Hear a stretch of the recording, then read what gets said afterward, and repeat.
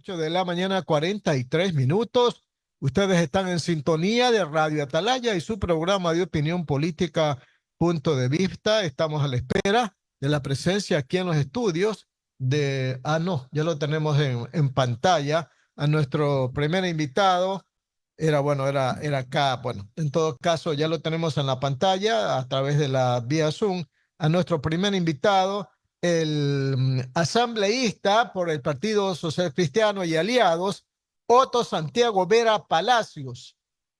Buenos días, asambleísta. Los saluda el periodista Alcides Montilla y también está conmigo mi compañero Julio Ayala Serra. ¿Cómo nos está sintonizando, don Otto? Buenos días.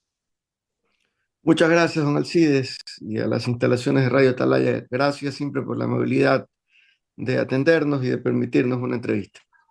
Oiga, y seguimos con el tema de los apagones, ¿verdad? Y este es un problema que no se va a solucionar. Ayer pues hubo un apagón de más de 3 horas que afectó a más de 12 provincias y muchísimos millones de ecuatorianos. Usted como asambleísta, ¿usted ve algún esfuerzo del gobierno para solucionar este problema o irremediablemente tendremos que aceptar ya que pueden haber racionamientos eléctricos, muchos dicen de hasta 8 horas por día?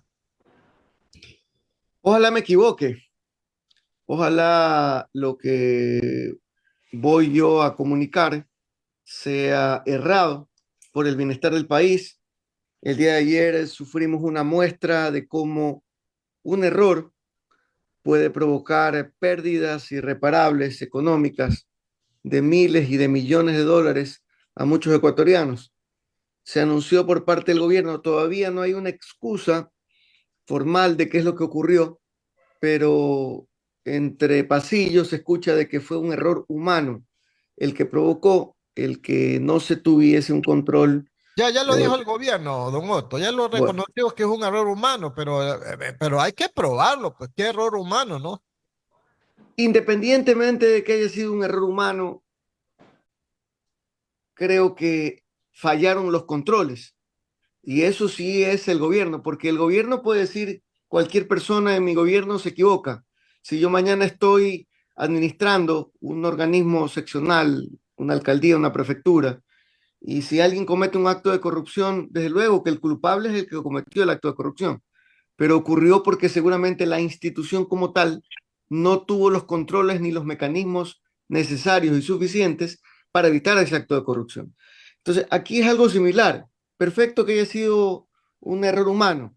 A alguien se le puede escapar, sí, pero un error humano no puede provocar la pérdida de millones de dólares a miles de ecuatorianos, a cientos de ecuatorianos, a decenas de centenares de ecuatorianos que sin saber programan sus negocios, programan su comercio y luego mañana más tarde tienen que cerrar su producción, cerrar sus líneas de producción, cerrar el comercio y pierden.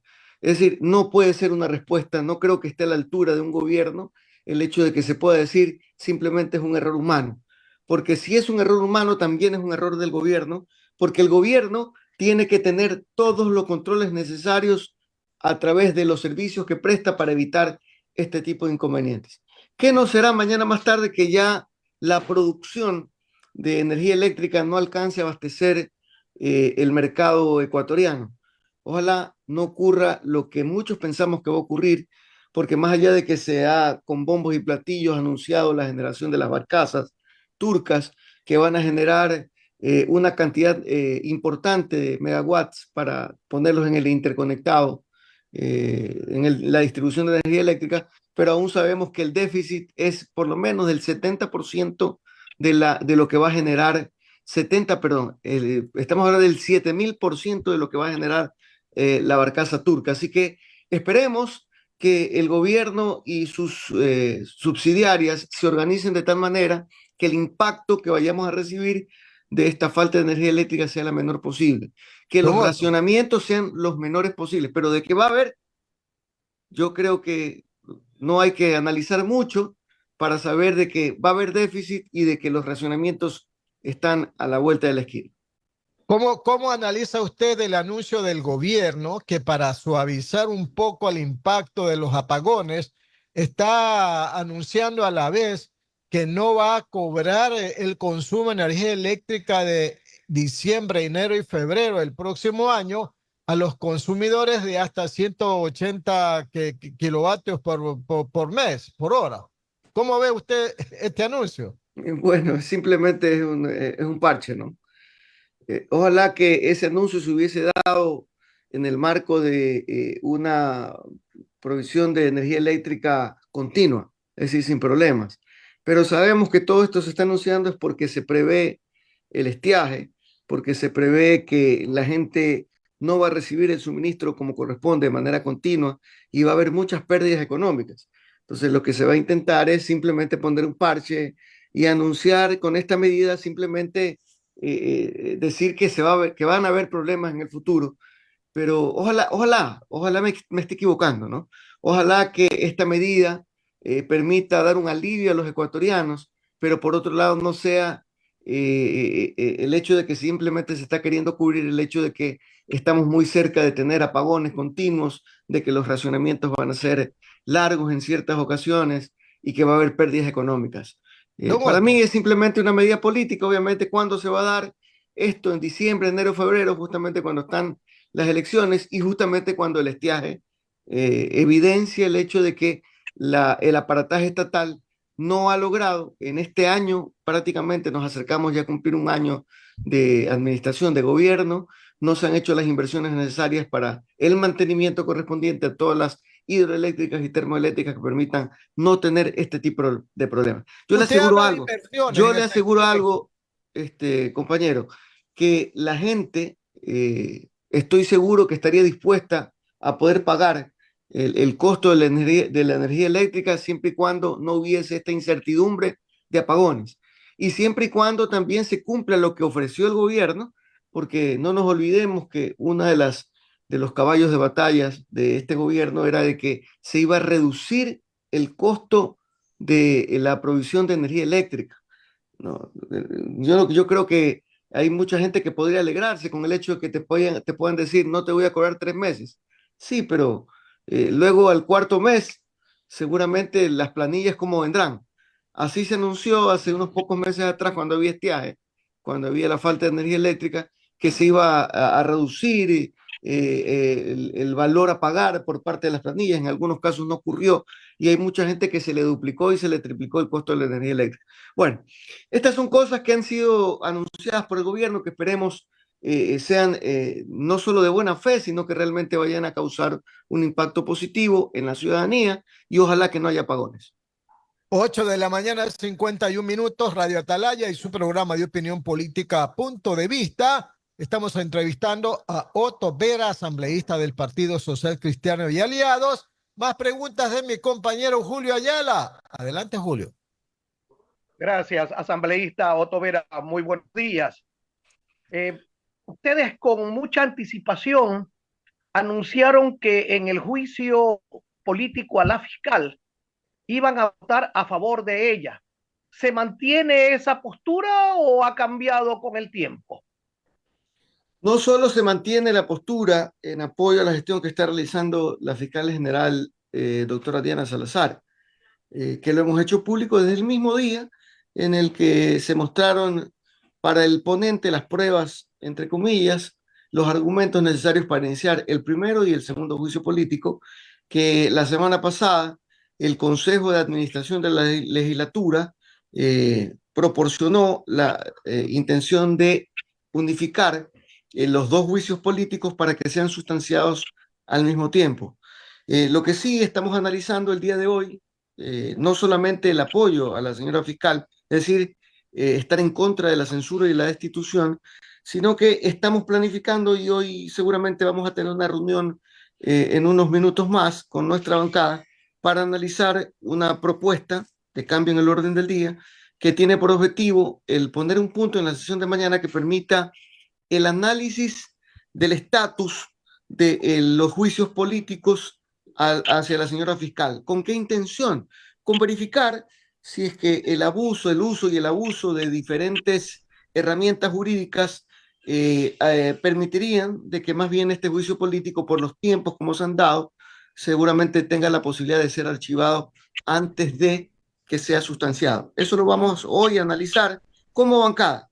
No es un hecho cierto, estoy hablando de una posibilidad, pero hay la intención nuestra de que este juicio político ya finalmente pues llegue a un archivo y pueda ser antes de toda esta sustanciación para ya dejar de generar esa incertidumbre en el sistema de justicia y sobre todo en la gente que aspira pues que la legislatura más bien permita, no interfiera primero en otros organismos del Estado, en otras funciones del Estado, y segundo, que dé la posibilidad a que el sistema de justicia se fortalezca y que los casos que lleva adelante la señora fiscal se lleven de mejor manera y de manera eficiente. Asambleísta Vera, dígame una cosa. La Asamblea aceptó saltarse 3 juicios políticos a funcionarios del anterior régimen. Juicios políticos que tenían mucho peso político me refiero, y sin embargo se lo saltaron.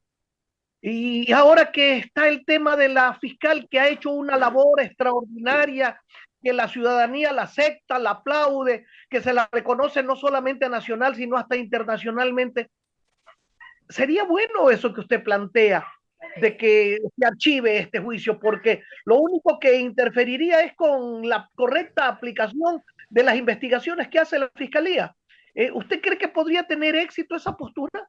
Concuerdo con usted, por eso yo lo he manifestado hoy de manera general. Seguramente en la tarde ya tendremos una postura más clara. Incluso puede que hasta que nos habla sea el ponente de esta, digamos, intención nuestra en el cambio del orden del día de mañana, en la Asamblea Nacional, que vamos a tratar en el Pleno.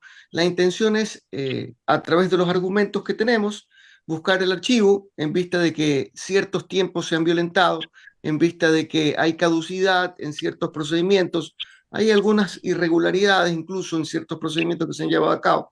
Y la intención nuestra es no interferir en la justicia. Concuerdo con usted en el esfuerzo que ha realizado la Fiscalía General del Estado en la lucha contra la impunidad y contra la corrupción, y creemos que al archivar este juicio político, seguramente pues el sistema de justicia volverá a la normalidad, o por lo menos la titular de la acción penal, que es la señora fiscal, para que pueda estar ella primero tranquila llevando a cabo sus casos. Y segundo, también digamos, dimes y diretes que ocurre entre la función judicial y el legislativo.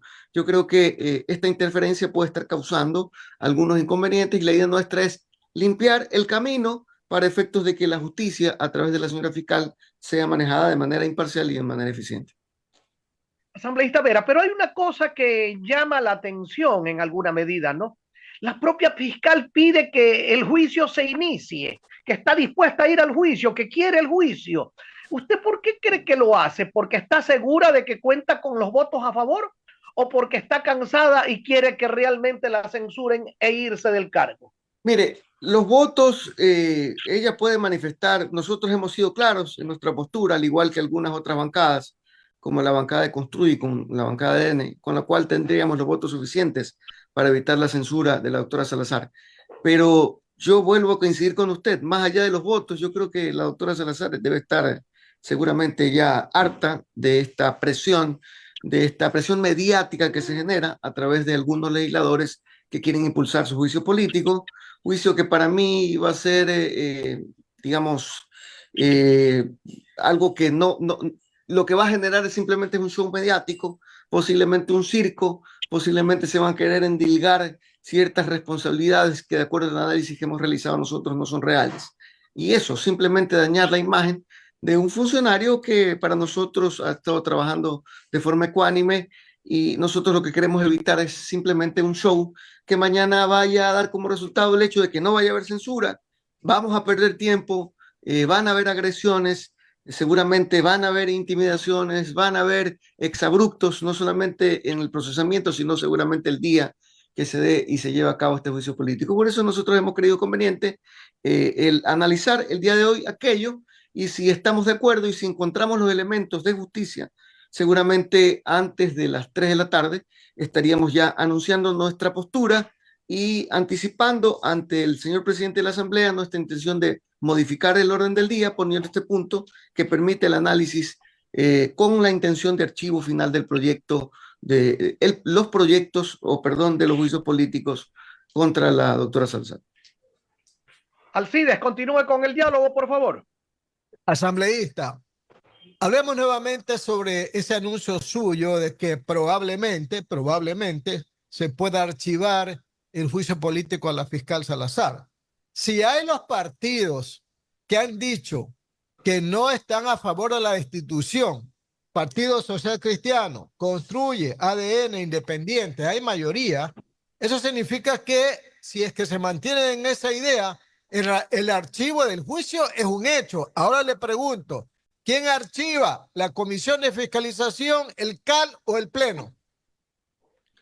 Bueno, justamente nuestra postura, que va a ser posiblemente planteada el día de mañana, es decir, envía el análisis al Pleno de la Asamblea Nacional.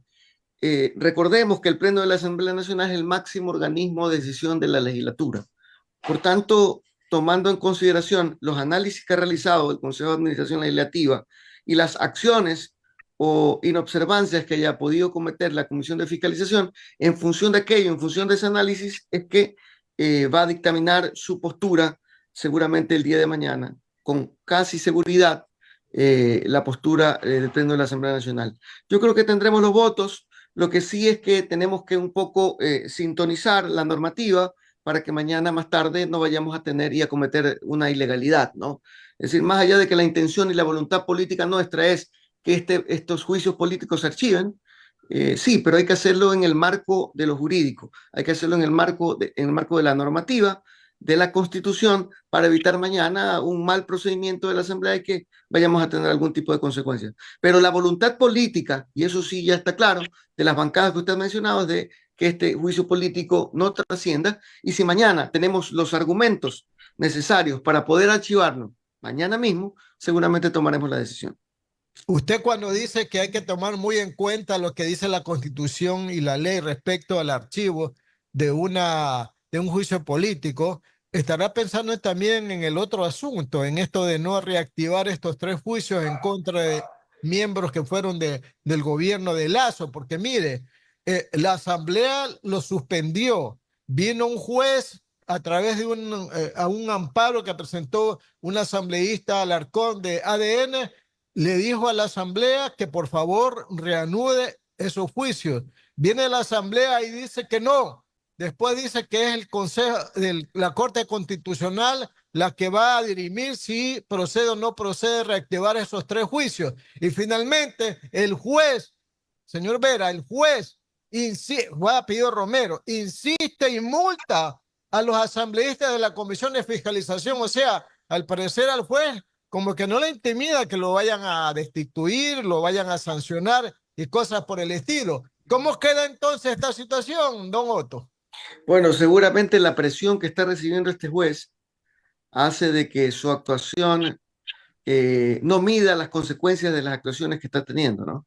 Y una forma de la presión que recibe se refleja en sus dictámenes, ¿no? Uno de ellos, la obligación sobre el cumplimiento de reactivación de los juicios políticos que han sido archivados por la Asamblea Nacional, sabiendo de que hay un dictamen de la Corte Constitucional contrario a lo que propone este juez de primera instancia. Ahora, se ha puesto también dentro de su sentencia, o como un adendum a su sentencia, el hecho de que hay una sanción diaria, económica, a los miembros de la Comisión de Fiscalización, pero eso no está en firme. ¿A qué me refiero?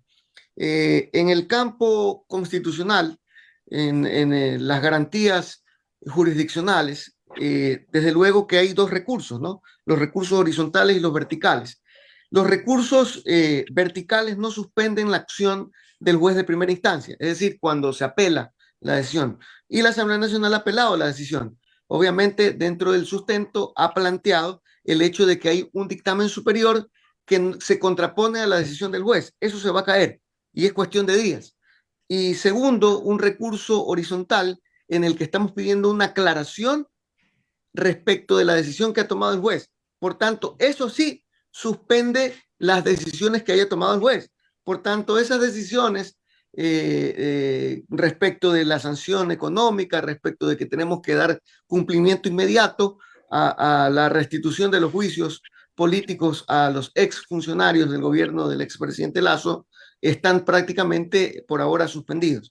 Nosotros vamos a seguir actuando en derecho, más allá de que este juez seguramente, y pobre juez, que debe estar recibiendo una presión tan grande que incluso pone en riesgo su actuación, y mañana eso seguramente va a tener consecuencias, y no es que estoy amenazando yo por si acaso al juez, sino que él sabe de lo que estoy hablando, sabe que cuando un juez constitucional de primera instancia toma una acción, una sentencia contraria a lo que dice un máximo organismo, en este caso el organismo colegiado en temas de dirimencia constitucional, como es la Corte Constitucional, él va a tener seguramente mañana una consecuencia.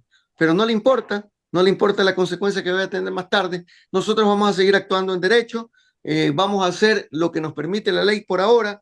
Los juicios políticos están, digamos, en un stand-by, en un estatus que permite el que no se puedan reactivar, y nosotros como, digamos, como garantes de la ley, vamos a esperar lo que dice la Corte Constitucional, porque nosotros, aparte de aquello, hemos solicitado el pronunciamiento de la Corte respecto de este dictamen que ha dado a conocer, de esta sentencia que ha dado a conocer este juez de primera instancia, con respecto a las sentencias ya de la Corte Constitucional. Ojalá eso no se demore, porque una vez que la Corte Constitucional se pronuncie, que seguramente nos va a dar la razón a nosotros como legislatura, ahí van a venir las consecuencias para quienes han actuado contrario a lo que dice la ley. Asambleísta Otto Vera, cambiemos de tema, porque mire, la semana pasada en Manta, el presidente Noboa hizo unas fuertes declaraciones que se refirieron a la Asamblea. Él dice, parte de las mafias están en las calles de los barrios más difíciles, otras están sentadas en curules en Quito, en la Asamblea Nacional. No escuchaba a nadie, ni del presidente de la Asamblea, ni a asambleístas responder al presidente, daría la impresión de que, bueno, no, como que no le importa lo que diga, o usted cree que hay que responderle necesariamente aseveraciones como la que ha hecho el presidente respecto a los integrantes de la Asamblea Nacional. Bueno, realmente pues declaraciones en el marco de una campaña previa, en el marco de, digamos, en el ímpetu que debe tener el presidente de la República en tratar de desdibujar la acción de otras funciones del Estado y sacar adelante o sacar a relucir, entre comillas, el buen desempeño que pueda tener el gobierno nacional. Creo que son desatinadas las declaraciones del presidente, porque simplemente decir todos están en el mismo saco no es lo correcto. Asimismo, corren rumores por todos lados de actos de corrupción que cometen ciertos funcionarios del gobierno, pero nadie dice que es el presidente de la República. Son actos irregulares que cometen ciertos funcionarios del gobierno nacional.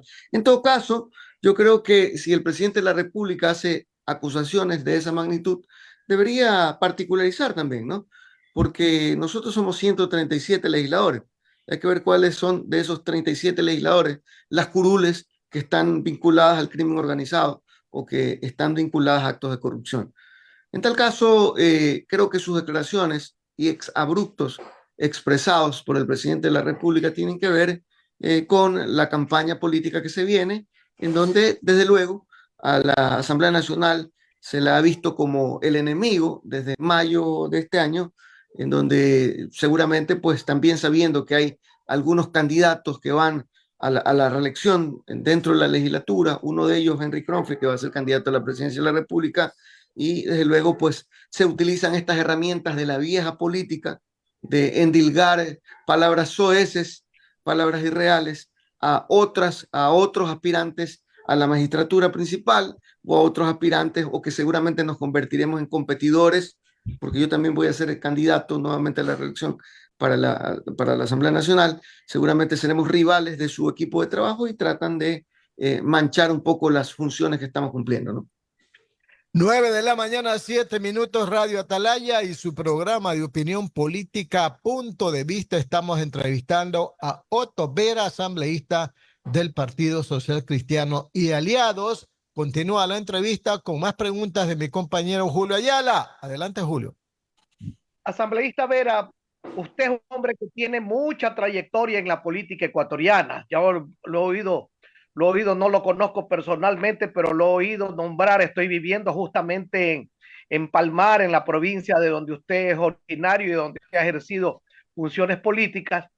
Y sé que es un viejo político ya, a pesar de que no es tan mayorcito de edad, sin embargo, No estoy tan viejo. no es tan viejo, no es tan viejo, no es como yo. Pues sí Pero estábamos. dígame una cosa, oiga, pero dígame una cosa, ¿por qué cambian tanto los políticos? Lo que ayer era un amor que se abrazaban y se besaban y trabajaban en conjunto, los social cristianos, los correístas y el gobierno ahora están pero despedazándose los unos con los otros y se encuentran fallas y se encuentran detalles y se encuentran cosas que dicen de los ecuatorianos, pero ¿cómo es esto? Si antes estaban unidos, antes todo era sonrisa y ahora hay agravios. Yo recuerdo, por ejemplo, que el presidente del Congreso decía que era muy amigo del señor presidente de la República y lo defendió en alguna oportunidad, decía que era amigo hasta de su familia y que le tenía mucho respeto y mucho cariño. Ahora resulta que son agua con aceite, ¿no? Iguales. Entonces dígame, don Otto, ¿es así la política en el Ecuador? Porque a mí no me llama la atención de que esté peleándose el Ejecutivo con el Legislativo. Desde que yo fui legislador allá por el 79, eso era ya una cosa común. Claro, a veces se amarraban, pero otras veces estaban peleados. Pero dígame usted una cosa, ¿así es la política ecuatoriana? Bueno, es lamentable que en ocasiones los intereses particulares, y digo particulares no de alguien en específico, sino intereses particulares de las organizaciones políticas, pese más que la voluntad política, aunque lo repita, por sacar adelante a una población, un país.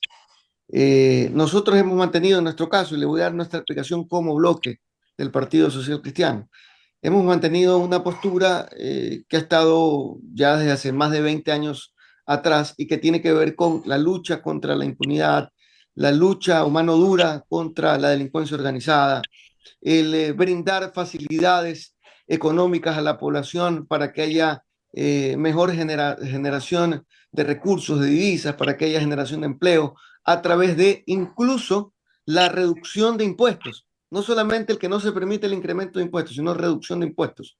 Entonces, cuando no se cumplen estos postulados, es luego que nosotros tenemos que reclamar.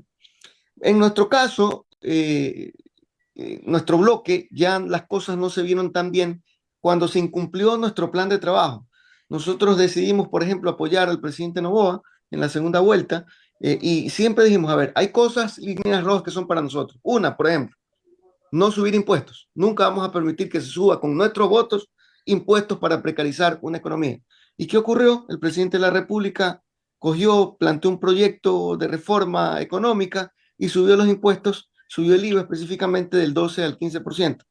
Eso ahora trae consecuencias económicas. Supuestamente ese dinero iba a ser utilizado para la lucha contra el crimen organizado. Habría que ver en los informes cuál es la cantidad de recursos que se están utilizando de ese incremento en la lucha contra el crimen organizado. Pero lo que sí vemos es que hay sicariatos, siguen igual, ha bajado un poco el porcentaje de las muertes violentas, pero lo que sí se ha triplicado y cuatruplicado son, por ejemplo, las extorsiones, los robos, los secuestros extorsivos se han incrementado y eso hasta la fecha no se puede controlar. Entonces, en nuestro caso, cuando no se cumplen esos postulados, desde luego que tenemos que reclamar, ¿no? Y si al presidente no le gusta o al gobierno no le gusta que nosotros reclamemos por algo que nosotros acordamos cuando decidimos apoyar el proyecto político del presidente de la República, es luego que vamos a manifestarnos contrarios a ciertas acciones, no a todas, porque aún así que a algunos de nuestra bancada no les agrade o les caiga mal el presidente de la República, eso no tiene nada que ver contra la seriedad del proyecto político. Si mañana el presidente propone algo que sirve a la nación, que sirve en la lucha contra la delincuencia y la corrupción, vamos a apoyarlo. Pero temas como estos de subir impuestos no los vamos a apoyar, ¿no? Cosas como, por ejemplo, el hecho de que hayamos nosotros aprobado un proyecto de ley que hace que los recursos que llegan al Estado, que son obligación de entregárselos a los municipios, a los consejos provinciales, se los entreguen de forma automática, inmediata, cuando el gobierno recauda, porque en los dineros de los municipios y de las prefecturas, el Estado solamente es un agente recaudador, de retención, perdón, recauda, De cada 100, 21 debe repartir a los municipios de las prefecturas. ¿Qué ocurre? Aprobamos ese proyecto para que los municipios y prefecturas no tengan que estar dependiendo de las ganas o de la voluntad política de un gobierno nacional. Llega al Ejecutivo y el Ejecutivo veta totalmente. Archiva el proyecto por un año, ¿no? Y otras modificaciones adicionales que hacen que nosotros, lamentablemente, posturas que nosotros no vamos a apoyar y no hemos apoyado. Asambleísta Vera, pero eso era de esperarse, pues yo todavía no soy un niño de pecho, ya no tomo bifón para creer que el presidente iba a aprobar eso cuando no tiene plata, cuando viene con una deuda acumulada y de dónde va a sacar para darles automáticamente. Cuando lo mejor, lo lógico hubiera sido de que en lugar de aceptar que la plata que se recaude en las provincias se vaya al centralismo, la plata se quede en las provincias y lo que le corresponde al Estado, pues le manden al Estado sin necesidad de que vaya para allá para que después regrese para acá. Eso es lo que tenía que haberse hecho. No, pero es que decirle al presidente, oiga, de la plata que usted maneja, que no tiene, dele de primera, dele a los municipios. Eso me parecía a mí hasta una niñería, una cosa como que lo invitan a que lo vete, porque si yo hubiera sido presidente, también lo vetaba. Pero mucho más lógico es que le digan al presidente de la República, ya usted va a recibir la plata para que después la regrese, porque la plata que le toca a los municipios, consejos provinciales, las juntas parroquiales, se queda en esa zona. Hay un error conceptual y le pido, por favor, me permita un poco explicar el error conceptual que muchos tenemos con respecto a ese tema de la recaudación. A ver, cuando uno hace el presupuesto general del Estado, el presupuesto general del Estado lo hace cuantificando los ingresos reales que uno va a tener. Dentro de los ingresos reales están los ingresos permanentes, o sea, impuestos, IVA, otros impuestos adicionales, y los ingresos no permanentes, que son los petroleros y otros adicionales y relacionados. De ese dinero que recauda el Estado, hay un déficit. Este año el déficit era más o menos de 7.000 millones de dólares, le doy un ejemplo, ¿no? No recuerdo la fecha, el valor exacto del déficit, para poder estabilizar los ingresos que tiene el Estado con respecto a los gastos que tiene el Estado. Entonces, con respecto a los gastos que tiene el Estado, son superiores a los ingresos, es verdad lo que usted dice. ¿Qué decidió el Estado ecuatoriano? Autorizar en el presupuesto general del Estado más endeudamiento para poder equilibrar la balanza. Y el endeudamiento está caminando. Por tanto, no debería haber excusa en el hecho de que de los ingresos que tiene el gobierno nacional reparta de forma automática e inmediata a los municipios. Porque quiero recordarle una cosa. El Estado como tal, de acuerdo a la ley y a la Constitución, es el ente de recaudación total. En eso hay centralismo, en la recaudación. El SRI recauda impuestos, etcétera, todo va al Banco Central. Y de ahí, cuando se recauda, el 21% de esos ingresos tienen que ir a los municipios por obligación. Es verdad que los recursos, los ingresos no alcanzan para poder financiar todos los gastos, pero para eso estamos endeudándonos, para eso estamos prestando recursos, porque no solamente estamos pagando deudas pasadas, que dicho sea de paso, ahí también hay un error de conceptualización por parte del gobierno nacional. Ya es hora de que el gobierno de turno, el gobierno que llegue, renegocie la deuda externa. No se sabe cuánto pagamos nosotros anualmente, digamos, en deuda externa, cerca también de 6.000, 7.000 millones de dólares. ¿Qué ocurriría si esa deuda externa se redujera, prorrateándola a más años o buscando renegociar la deuda? Ya no sean 7.000 o 6.000 millones de dólares, sino que sean 2.000. Es decir, paguemos menos de la deuda para que nos alcance el recurso. Pero ¿por qué no un gobierno no se sienta a renegociar? Porque seguramente algunos de los amigos de los que están gobernando son parte de esa recaudación, es decir, son tenedores de los bonos o de la deuda del Estado, y ellos no permiten que se cobre la deuda con un valor más reducido. Entonces, esas son las cosas que tienen que cambiar. O sea, es cuestión de que el Estado se organice nada más. No es cuestión de que falta dinero. Y aparte, lo que sí tiene que quedar claro es que el dinero de los municipios y de las prefecturas es un dinero que es intocable para las arcas del gobierno central.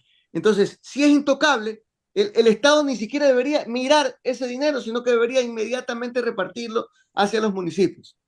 Asambleísta Vera, pero si es intocable, ¿por qué lo tocan? Entonces, porque la Constitución lo dice. Bueno, pero mire usted, yo soy especializado en física y matemáticas, pero cualquier persona sin especialidad en física y matemáticas, usted señalaba que son 7.000 millones del déficit del presupuesto.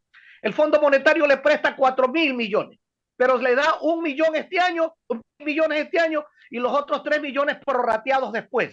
¿Usted cree que de 7 me dan 1 y ya puedo resolver el problema? Pero por supuesto que no, pues. Pero yo le digo otra cosa. Todos los gobiernos que llegan ofrecen resolver este problema, pero luego cuando se sientan dicen, no lo puedo resolver. Entonces, si tú no sabes cómo resolver el problema del Estado, no te metas. Si tú no tienes idea de dónde estás sentado o dónde estás parado, de qué es lo que tienes que ejecutar, entonces no te metas a cosas que no entiendes o que no conoces.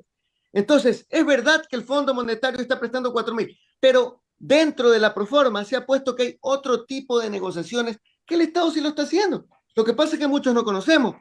¿Usted qué piensa que hace el presidente, por ejemplo, del directorio del IES, cada vez que recibe el dinero de todos los aportantes?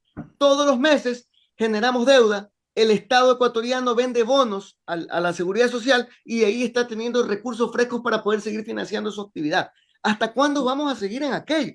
Entonces, es verdad que hay cosas que mucha gente quizá no pueda entender, pero el que no entiende que no se meta, pues, a lo que no entiende. Yo no puedo ir a ponerme un consultorio médico para poder recetar y sanar a los enfermos si no soy médico, pues, si no conozco de medicina. Voy a matar, pues, a la persona. Y eso está, lamentablemente, lo que está pasando en el Ecuador.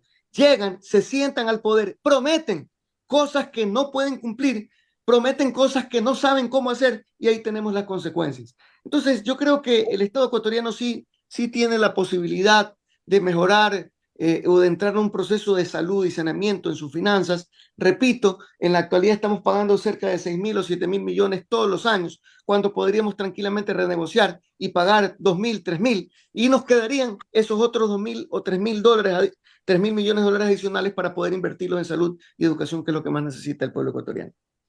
Gracias, Otto. Alcides, por favor, en el finalísimo. Agradecer al asambleísta del Partido Social Cristiano y Aliados, Otto Santiago Vera Palacios, por haber estado con nosotros. Muy amable, asambleísta. Muchísimas gracias a ustedes y a Radio Atalaya, la primera del Ecuador. Correcto, muy bien. Entonces, 9 de la mañana, 20 minutos, 9 de la mañana, 20 minutos.